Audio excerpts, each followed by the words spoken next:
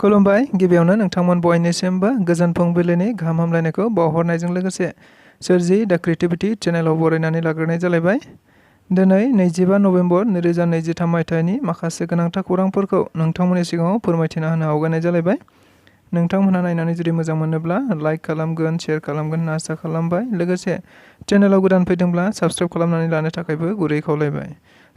बिदिब्ला जोङो दिनैनि माखासे गोनांथार खौरांफोरखौ खोनासंलांदिनि।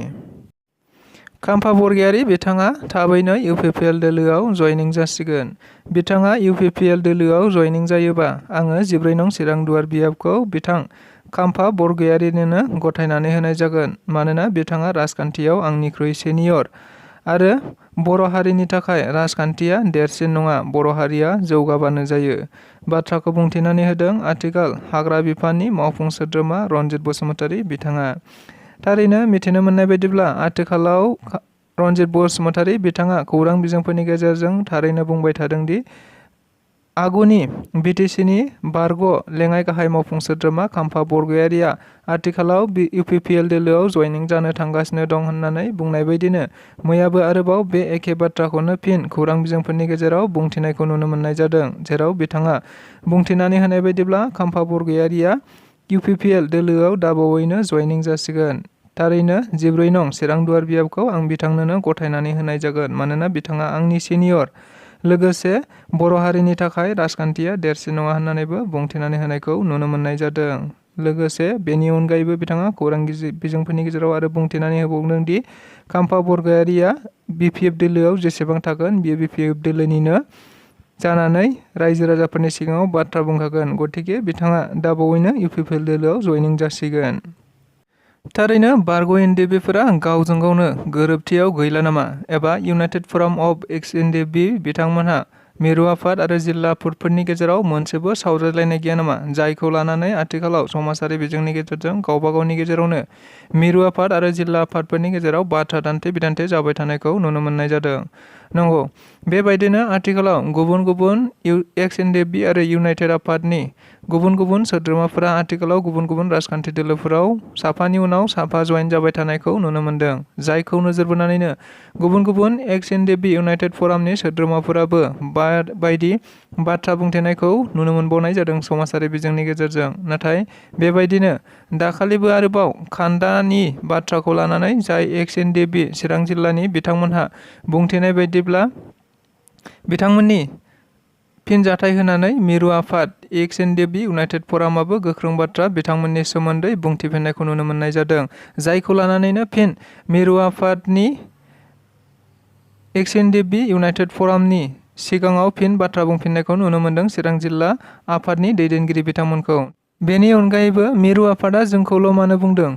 जोंनि अनगायैबोथ' एक्स एनडिएफबि इउनाइटेड फराम आफादाव थानाय गुबुन गुबुन जेरै अफ्रि दैमारिमोन बायदि सोद्रोमाफोरा आथिखालाव समाजारि बिजोंनि गेजेरजों गोबां बाथ्रा बुंथिबाय थायो। बिसोरखौ मानो बुंनो हायाखै?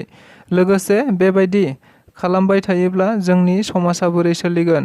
बायदिसिना बाथ्रा बुंथिनानै होफिनदों फिन चिरां जिल्ला इउनाइटेड फराम अफ एक्स एनडिएफबि आफादनि सोद्रोमा एबा दैदेनगिरि बिथांमोनहा। जायखौ लानानै बिथांमोनहा गोथौ दुखु मोननाय मिरु आफादनिसिम फोरमायनायखौ नुनो मोननाय जादों। प्रमद बर' दैदेननाय आथिखाल बिटिआर सरकारा गुबुन गुबुन समाव गुबुन गुबुन मावफारिया बिथांमोननो लोगोसे गुबुन बिथांखिनि जोहै रांखान्थियारि अनसुंथाइ होबोबाय थानाय बायदिनो मैयाबो सानसेयावनो बिटिआरनि मोनफ्रोमबो जिल्लानि सिङावनो थानाय साफ्रोमबो रायजो राजाफोरनो गासै 5,000 रांनि मोनसे चेक गथायनाय हाबाफारिखौ लानाय जायो। मिथिनो मोननाय बायदिब्ला आथिखालाव बिटिआर सरकारा गुबुन गुबुन बिथिङाव बायदि जौगाथायखौ नोजोर बोनानै गासैबो थाखोनि सुबुंफोरनो मिशननि एबा बिथांखिनि जोहै अनसुंथाइ होबाय थानायखौ नुनो मोनबाय थानाय बायदिनो मैयाबो आरोबाव सानसेयावनो बिटिआरनि मोनफ्रोमबो बियाबनि सिङाव थानाय मोनफा मोनफायै 5,000 रांनि सुबुंफोरनो अनसुंथाइ बिथांखिनि जोहै मोनसे चेक राननाय हाबाफारि लानाय जादों। मख'नो गोनांदि बे हाबाफारिनि जोहैनो साफ्रोमबो रायजो राजाफोरा बे अनसुंथाइ बिथांखिनि 5,000 रांजों एसेब्लाबो फिसा फिसौ खामानि मावनानै गावबा गाव जिउखौ खुंथानो हागोन होननानै मिथिनाय जादों। खोब खम समनि गेजेरावनो इउपिपिएल दोलोआव बिपिएफ राजखान्थि दोलोनिफ्राय खमावबो 6,000 निफ्राय 7,000 सोद्रोमाफोरा हाबनो थांगासिनो दङ। बाथ्राखौ बुंथिनानै होदों एमएलए जयन्त बसुमतारी बिथाङा। थारैनो मिथिनो मोननाय बायदिब्ला आथिखालाव राजखान्थिखौ नोजोर बोनानै गुबुन गुबुन राजखान्थि दोलोफोरा गावबागाव राजखान्थि दोलोफोरखौ राफोद खालामबाय थादों। बेबायदि समावनो मैया एमएलए जयन्त बसुमतारीया मोनसे गोख्रों बाथ्राखौ खौरां बिजोंफोरनि गेजेरजों बुंथिनायखौ नुनो मोननाय जादों।